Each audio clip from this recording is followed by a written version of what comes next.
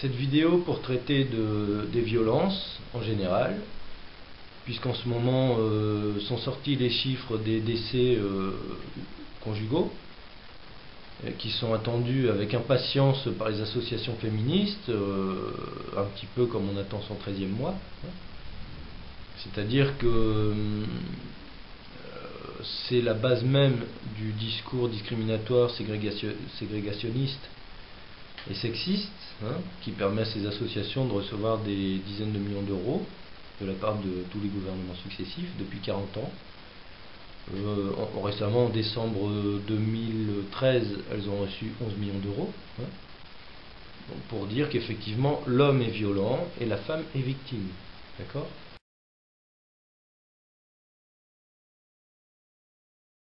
En 2014, 146 décès, donc il y a à peu près 25 hommes, le reste sont des femmes.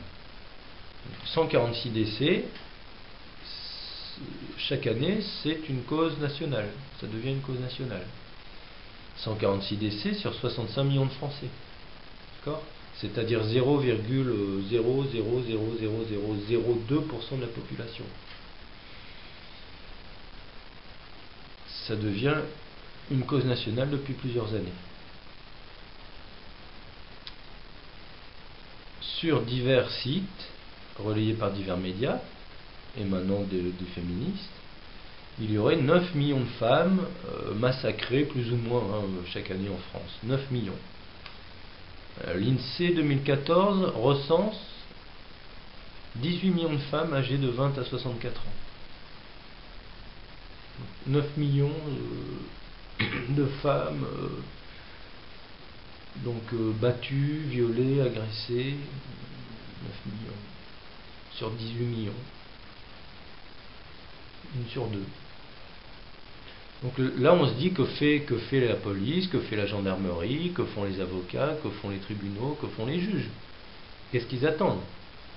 Non pas, je ne dis pas qu'est-ce qu'ils attendent pour faire le métier, mais qu'est-ce qu'ils attendent pour dire à ces gens qu'est-ce que c'est que ces histoires? Qu'est-ce que vous nous racontez? 9 millions, la moitié de la population agressée par l'autre.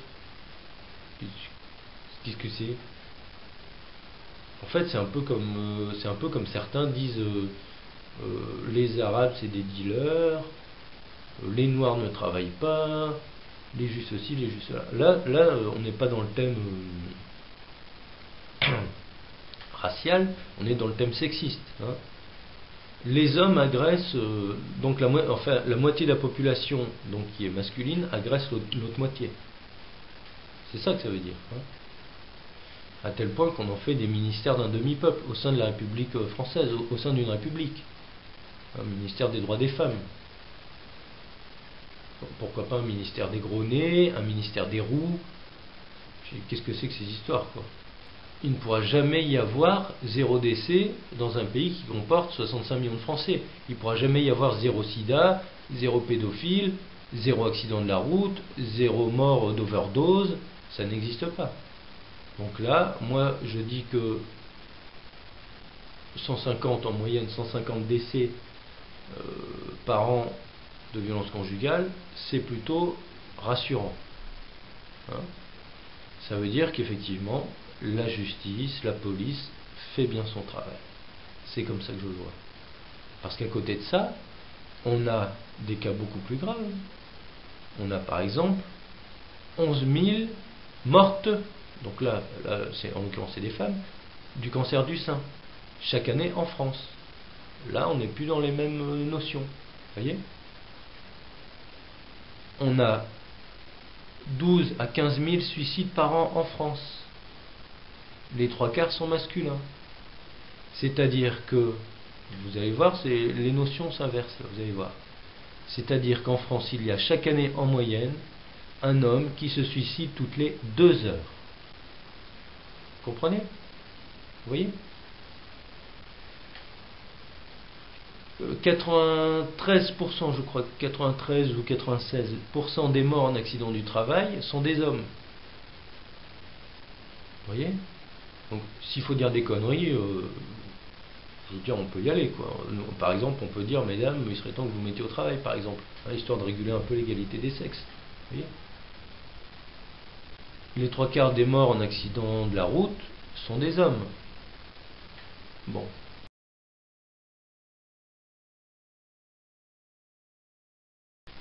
Donc nous, ce qu'on propose, c'est de parler des violences, de la violence, dans son intégralité, dans sa globalité. Et non pas des violences sexistes, comme le provoquent des associations qui sont absolument moralement illégitimes, et qui sont subventionnées à outrance par tous les gouvernements successifs, d'accord ? Pour culpabiliser et désinformer.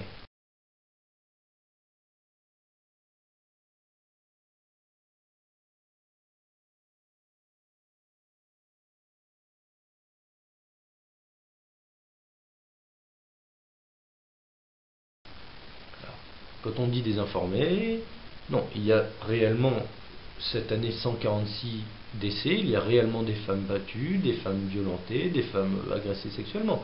Ça, c'est une vérité. Mais au-delà de dire que la moitié de la population agresse l'autre, je veux dire, si c'était parlé dans tous les médias et subventionné à outrance, ce serait une blague carambar, quoi, sans plus. Voilà. Sauf que là, ce genre d'informations sont relayées jusque dans les plus hautes sommités de l'État. Hein. On trouve ces idioties citées par des députés, etc. Quoi. Hein, ça n'étonne plus personne.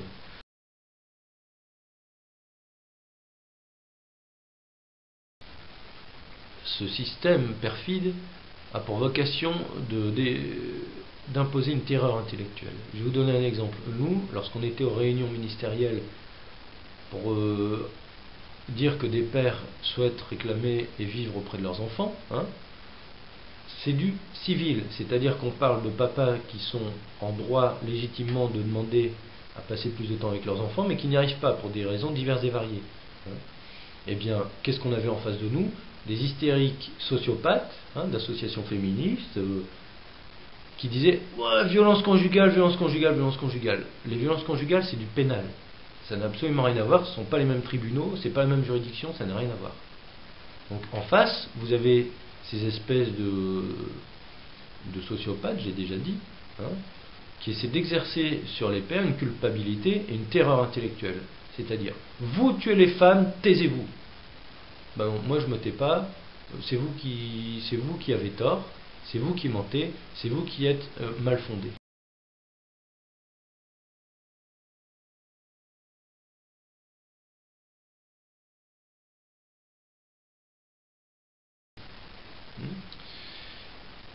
Pour preuve, écoutez bien ces chiffres qui sont quand même un peu plus sérieux que les vôtres. Atteinte volontaire à l'intégrité physique en 2012, chiffre de l'INSEE donné par le ministère de l'Intérieur. Ce sont des chiffres qui proviennent de la police et de la gendarmerie. Donc, atteinte volontaire à l'intégrité physique, c'est-à-dire toute forme d'agression physique. Tout âge et tout sexe confondu, des bagarres, des vols avec violence, etc. Donc tout. On est à 123 996 cas en 2012. La documentation française, qui est une institution administrative tout à fait crédible, écoutez bien, étude menée de 1990 à 1999 sur les victimes d'homicide. Eh bien écoutez bien, la plupart des agresseurs étaient connus, sous-entendu des services de la police ou de la gendarmerie. La plupart des agresseurs étaient connus comme violents ou alcooliques chroniques. Et plus loin, ils disent prendre en compte le risque accru de violence conjugale dans le suivi des alcooliques, des usagers de drogue et des personnes en situation de précarité. Par ailleurs, d'autres documents tout à fait sérieux, l'Observatoire national de la délinquance et des réponses pénales a publié en décembre 2012 les résultats d'une enquête menée auprès de victimes. Eh bien, qu'est-ce qu'elles disent? Ils parlent effectivement que les auteurs sont sujets à l'emprise d'alcool ou de drogue.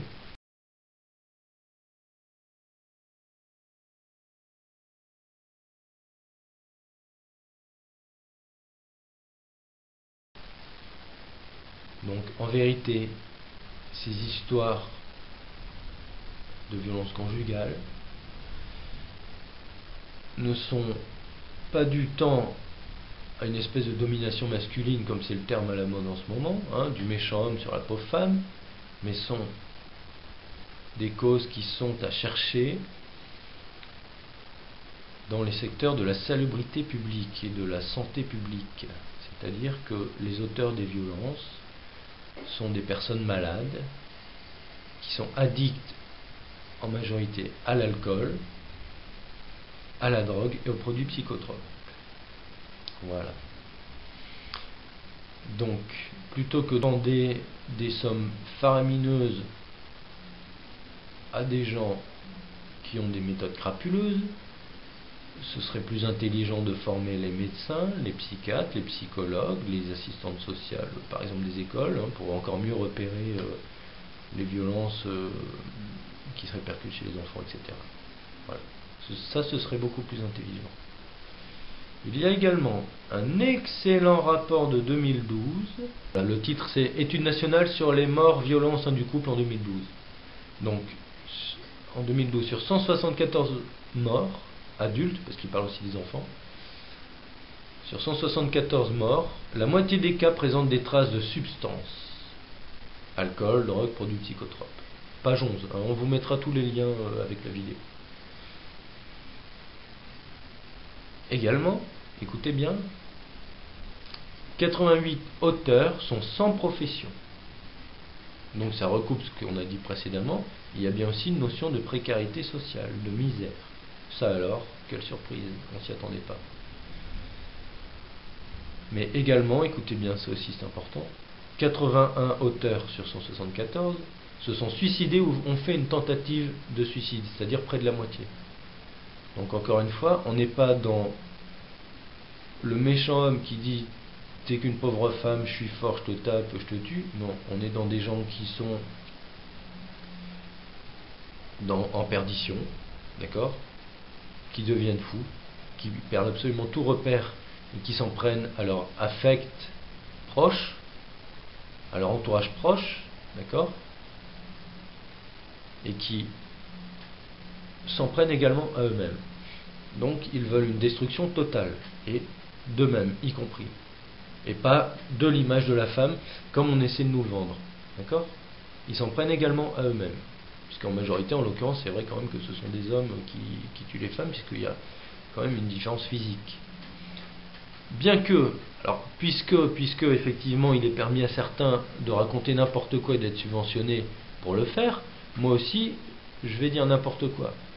Parce que c'est ma principale qualité, c'est que j'arrive toujours à être plus bête que les autres. Donc là, je vais vous parler de la théorie du genre, qui est valorisée en ce moment par nos politiciens en place. La théorie du genre, c'est en gros de dire c'est pas les gènes qui forment l'homme et la femme, c'est l'environnement social. Donc là, grâce à leur sublime illumination, la théorie du genre, on peut prédire que les femmes donc deviendront aussi fortes que les hommes et sont défendre ou tuer au moins autant d'hommes, si on suit la logique de ces illuminés. Bon. Évidemment, on ne constatera pas ça, puisqu'effectivement, il y a des différences génétiques, n'en déplaise à ces illuminés.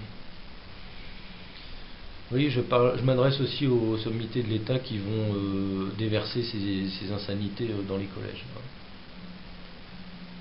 Elle se reconnaîtra. Donc j'en reviens à mon rapport, qui est tout à fait intéressant. Il parle également des enfants. Parce que vous allez me dire, pourquoi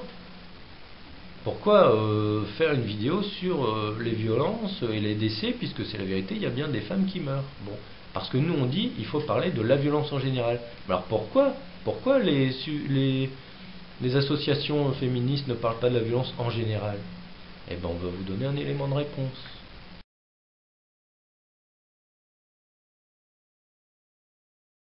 Le 119, c'est l'organisme national qui justement s'occupe de l'enfance en danger.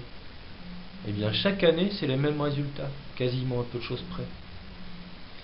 Bulletin 2010, lieu de vie des enfants en danger, page 37, on vous mettra les liens. là où les enfants sont le plus en danger, c'est chez la mère, à 46%. Chez le père, à 8,7%. Alors vous allez me dire, c'est normal, c'est en majorité chez les mères que les enfants vivent. Ça alors, je ne m'attendais pas à une réponse pareille. Mais alors ce qui est curieux, c'est que quand l'enfant vit chez les deux, on ne passe plus à 46% de mise en danger, mais à 35%. Vous voyez ? Les auteurs présumés, écoutez bien, à 43% ce sont les mères, à 32% ce sont les pères. Alors vous allez me dire, c'est toujours le même schéma, puisque les enfants vivent en majorité chez les mères. Oui, sauf que le bulletin de l'enfance en danger, 2010 comme les autres années, précise, page 39 pour celui de 2010.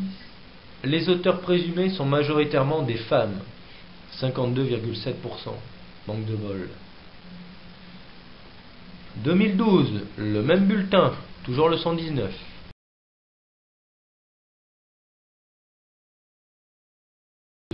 « 50,2% pour les mères.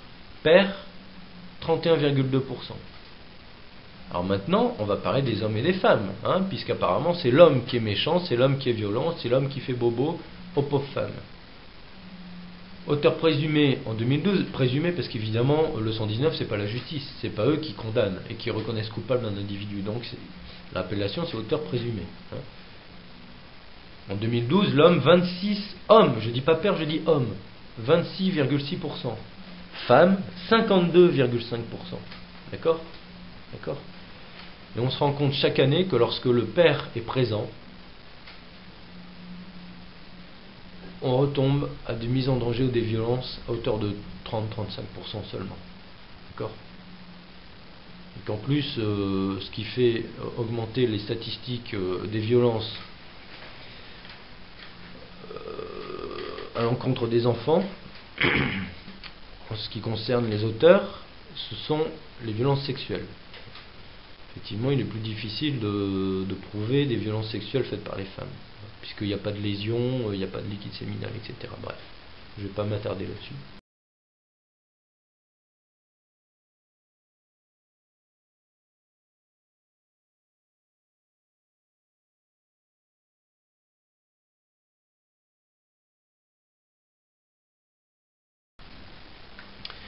On trouve une thèse universitaire de Rennes 2, je salue les étudiants de Rennes, notamment Mademoiselle Prudhomme. Je me permets de citer le nom parce que la thèse est publique sur Internet. Ce n'est pas une contact à nous, c'est simplement un document public. Eh bien, dans cette thèse, comme quoi il y a quand même des gens qui cherchent et puis qui essaient d'avoir les idées un peu plus claires, elle dit: de plus, les statistiques de l'INSEE et les classifications utilisées ne nous permettent pas de sérier et catégoriser les meurtres sur mineurs de 15 ans relevant de cas d'infanticide dans le sens d'un meurtre sur un nouveau-né par la mère qui convient de le mettre au monde.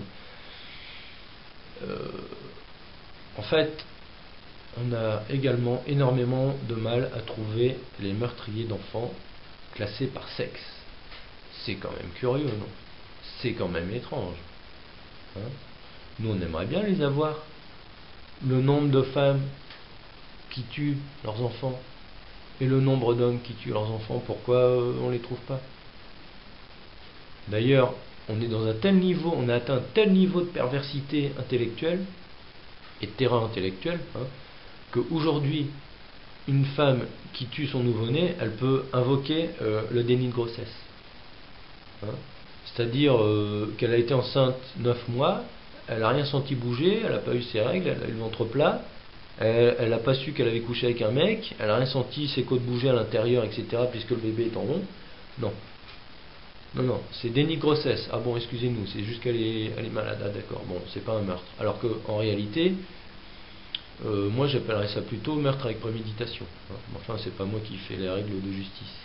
Et on est passé à un tel niveau de perversion, un tel niveau de la femme est intouchable parce qu'elle est victime par essence, que même un meurtre avec 9 mois de préméditation, non, c'est parce que la femme est victime du déni de grossesse là en l'occurrence.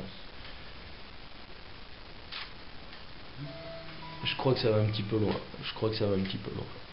On a un rapport sénatorial, donc le Sénat. Je veux dire, le Sénat, voilà, on ne met pas en cause un rapport sénatorial. Ben, franchement, ça se tordre de rire. Un seul chapitre, je ne vous fais pas tout parce qu'il y a plusieurs centaines de pages. Écoutez bien, rapport sénatorial de 2010, je crois, on vous mettra en lien. Chapitre 2, les femmes incarcérées, grand A, petit 1, petit a. Écoutez bien, certaines particularités demeurent cependant, notamment pour certaines formes lourdes de délinquance. Les femmes restent par exemple surreprésentées dans le trafic de stupéfiants. Ah bon, tiens. Elles sont gentilles les femmes pourtant, je ne comprends pas. Bon. Qui figurent en tête des causes d'incarcération féminine. Ou, deuxième partie de la phrase, dans les crimes de sang. Ah tiens.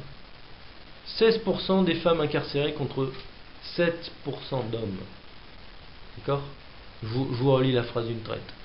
Les femmes restent par exemple surreprésentées dans le trafic de stupéfiants, qui figure en tête des causes d'incarcération féminine, ou dans les crimes de sang, 16% des femmes incarcérées contre 7% d'hommes.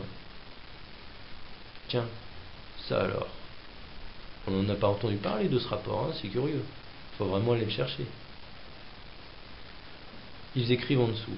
Il est également significatif que la récidive est moins fréquente chez les femmes. Ah bah on se dit c'est bien. Au moins elles font une bêtise, elles vont en prison, elles ne recommencent pas. C'est rassurant. Bah écoutez bien la feinte. Je vous fais la phrase en entier. Il est également significatif que la récidive est moins fréquente chez les femmes, virgule, ce qui s'explique en partie par la nature des crimes plus graves qu'elles commettent, et notamment les crimes familiaux.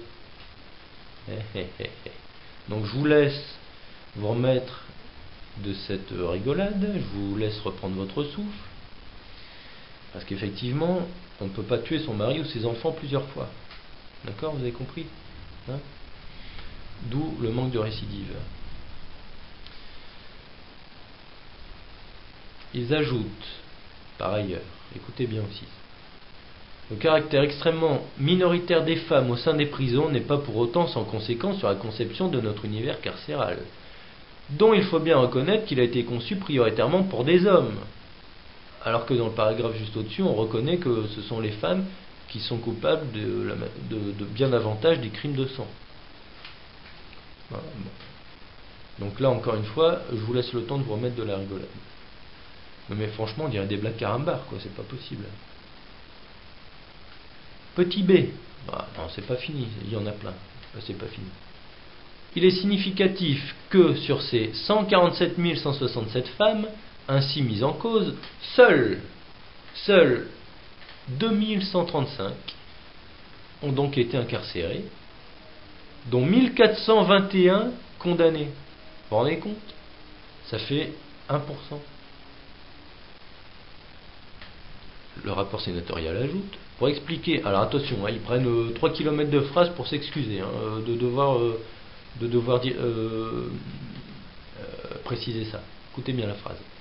Pour expliquer ce phénomène, certains intervenants ont fait part de leurs sentiments, quelquefois que ça pourrait être prouvable, là c'est juste un sentiment, selon lequel les magistrats ont peut-être tendance à avoir moins recours à l'incarcération pour les femmes que pour les hommes et à ne la décider qu'en tout dernier recours. Voilà. Donc un pays qui est absolument sexiste jusque dans ses fondements. La totalité de la population est complètement conditionnée à la victimisation de la femme. On ne remet pas en cause une femme, la femme n'est pas violente, quoi. Voilà.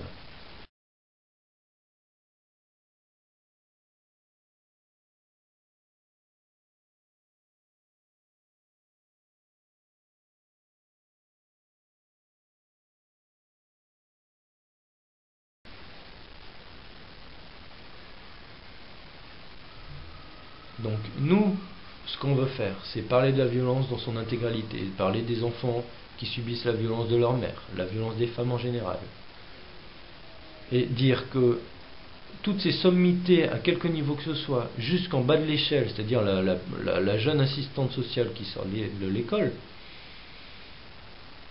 tout le monde parle de l'intérêt de l'enfant ceci, l'intérêt de l'enfant cela, l'intérêt de l'enfant gna gna gna. Et tout le monde s'accorde à filer les enfants, pour quelque motif que ce soit, dans les jupons de leur mère.